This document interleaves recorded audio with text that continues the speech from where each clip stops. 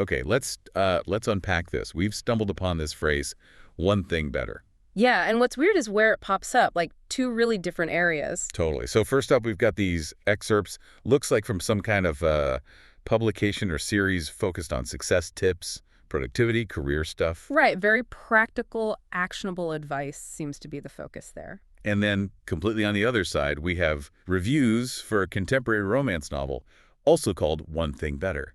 It's pretty fascinating, isn't it, that the same phrase connecting those two worlds. It really is. So I guess our mission for this deep dive is to figure out, well, what is one thing better in each of these contexts? Exactly. And what can we maybe pull out from both? Are they practical actions, lessons about getting through tough times, or just interesting What's details? fascinating here is seeing the same idea through such different lenses. Definitely. One's about like external actions, doing things better at work or in life. hmm Skills and strategies? And the other seems much more internal. A story about resilience, healing, finding your way through struggle. Okay, so let's start with that first angle, the practical one, the publication excerpts. Right. The One Thing Better series. Based just on the titles we have, it feels like it's not about some big, vague idea. It's really zeroing in on, specific actions or changes. That's the key takeaway, I think, that better comes from these targeted, manageable adjustments. Like pick one thing, Yeah. a habit, a conversation, whatever, and apply a specific strategy just to that. It breaks improvement down into these like bite-sized pieces. Exactly. Actionable bits. And the titles themselves, they really show that. Here's where it gets really interesting. Just some examples. There's one, Daily Habit Can Increase Productivity. hmm And the source apparently implies it's not your standard to-do list, but like a different way of doing it. Right, a specific method. Or another one tackles awkward conversations. Handle awkward conversations like a pro. Not just avoid them, but actually master them somehow. Yeah, suggest a technique you can learn. And some are about like business strategy, but maybe a bit unexpected. Like how to attract more customers by giving away your ideas. Huh. That sounds counterintuitive. Right. Or instantly build trust in any conversation, which is supposedly a trick the author learned as a reporter. Okay, so again, a specific learnable technique, very practical. Seems like it. And even when it's about your own mind, it's framed as an action, like your brain is slowing you down. Here's how to fix it. Suggesting there's a specific fix, a method to deal with those internal blocks to performance. Or here's one I think a lot of people can relate to, how to turn down work without feeling guilty. Oh yeah, that's a big one. And it promises a way to make that one specific interaction better. Or dealing with flip-ups, how to stop obsessing over small mistakes. Mm-hmm. And communication too, how to be a powerful communicator. This is my greatest writing trick. Again, a specific trick.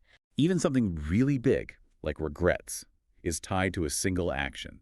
The secret to living without regrets, which involves talking to someone important. So looking at all those, the pattern is clear. It's practical, defined methods. Yeah, like you said, a method or a trick for one specific problem or goal. Yeah. It feels very targeted. Exactly. Improvement through focused execution. You isolate something, apply the technique, get a better result in that area. So connecting this to the bigger picture, this source, One Thing Better, is about these incremental steps. Right. Bite-sized progress. So for you listening, think about your own life, your work. Do any of those titles jump out? Yeah, like which one feels like something you could actually do right now? Which specific area feels like the one thing you'd want to tackle using one of these focused approaches? Okay, that paints a really clear picture of One Thing Better as like practical tactics. Yeah, actionable advice. But then Well, we shift gears completely. Our other source, the reviews of the novel, also called One Thing Better. This isn't a how-to guide at all. not even close. It's a story. And based on the reviews, it's about someone navigating just immense difficulty. Tell us about the main character, Lena Buckley. Right. So Lena is 35, and she's dealing with, well, a lot. The reviews mention profound grief after caring for her dying mother, Oh, wow. a marriage that's fallen apart, a failed bakery business, inheriting this dilapidated house that's full of hoarded stuff, Yeah. and major money problems. And all of this is happening during the COVID-19 pandemic. This sounds incredibly heavy, just layer upon layer. Exactly. And then she meets Ben Wright, The reviews describe him as this rugged cop, but also a disabled Army veteran. Yeah. And he's dealing with his own stuff, physical injuries, emotional trauma, including hearing loss from his time in service. So they connect over shared brokenness, basically. That's what the review suggests, yeah. Finding connection through shared challenges. And the themes the reviewers highlight, they're not about productivity hacks, are they? Definitely not. They talk about serious mental health representation, anxiety, depression, PTSD, trauma, both from war and, difficult life events. And grief, obviously. Loss. Huge themes. But also finding hope, resilience when things seem absolutely hopeless. Okay, so it's not all bleak. No, the reviews emphasize that, and the importance of community, finding support systems like a found family. That makes sense when you're going through so much. And it's about her journey too, personal growth, learning self-love, battling really deep self-doubt. And you mentioned the pandemic. Reviewers noted that specifically. Yeah, they did. Apparently, the story really grounds itself in that reality, lockdowns, masks, the economic impact. One reviewer even mentioned toilet paper shortages being part of the backdrop. Wow, so very contemporary. Very. And reviewers also noted that the book includes discussions around social issues like Black Lives Matter and police brutality, just reflecting those as part of the story's world based on how the reviewers saw it. Okay. It really makes you wonder, how do you even start making things better when you're facing all that? Right, it's overwhelming. Let's pull out some specific moments or details reviewers mentioned. You said the cop, Ben, gives Lena a note. Yeah, apparently he pulls her over, not for a violation, but just to give her a handwritten note that says things will get better. Oh, that's powerful. Unexpected kindness. Exactly. And the core idea for Lena, the one thing better mantra, comes from her mom. Ah, okay. Her mother's advice was apparently, focus on making one thing better, you're making progress. And that becomes Lena's sort of guiding light through all the darkness. Just one thing, not everything at once. Just one little thing. And other details reviewers liked, Lena finding hidden treasures, even some money left by her mom in the hoarded house. Like little glimmers of hope. Kind of, yeah. And the inclusion of equestrian therapy was mentioned as a positive element for healing. Interesting.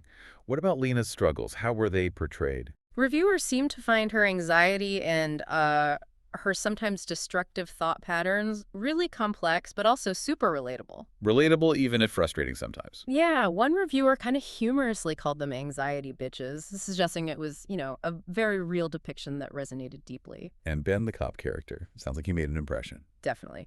Described as socially aware, trying to push for change, incredibly patient and supportive of Lena. A good guy, then. Reviews call him a true gentleman, a true gem. High praise, he apparently earned book boyfriend status from readers. Huh. Okay. Any other memorable bits? Side characters like someone named Dot Sassy, Smartassy, Awkward seem to be a favorite. And one reviewer noted discussions about guns were part of the story, acknowledging their personal discomfort but noting its presence in the source material. Got it. And the ending. How did reviewers feel about that? Overwhelmingly positive, it seems. Words like heartwarming, making them cry tears of happiness, feeling satisfying, leaving them with a sigh of contentment. Okay, so despite all the hardship, it lands in a hopeful place. It sounds like it. So in this story, what does one thing better really mean?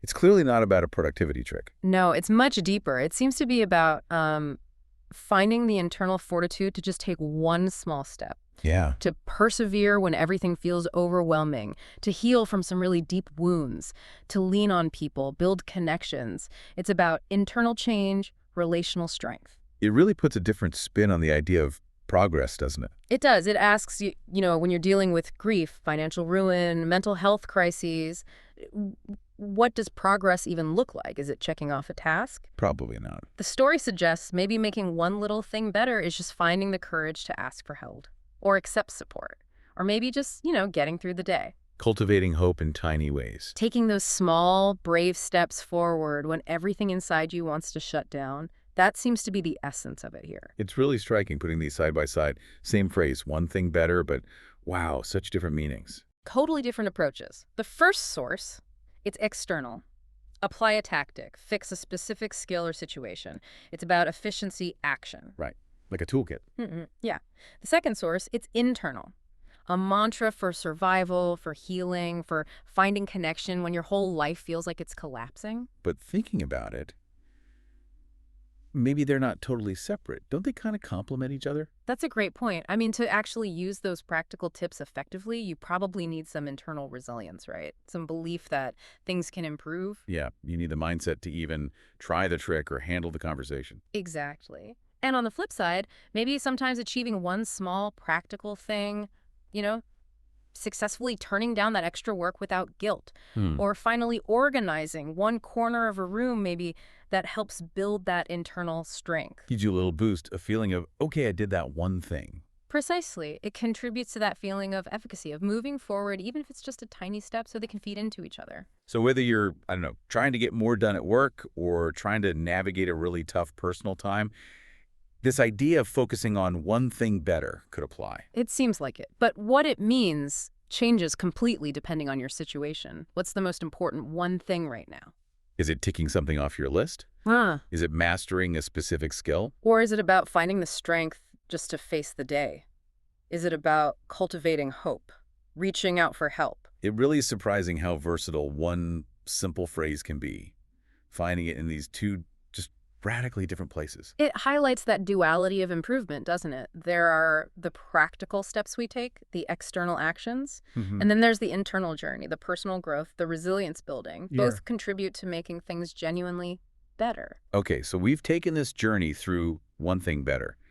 We saw it as a collection of very specific, actionable tips for success and productivity. Right. Focused improvements, bite-sized strategies. And then we saw it as this deep internal mantra in a story about overcoming incredible hardship, grief, trauma, loss, anxiety, finding hope through small steps and connection. Yeah, a narrative about resilience, healing, and the power of community support. We touched on everything from handling awkward talks to attracting customers to dealing with PTSD and self-doubt. So thinking about these two very different takes on the same idea, here's maybe a final thought for you listening to mull over. Building on all this. Yeah. In your own life right now, what does focusing on one thing better actually look like?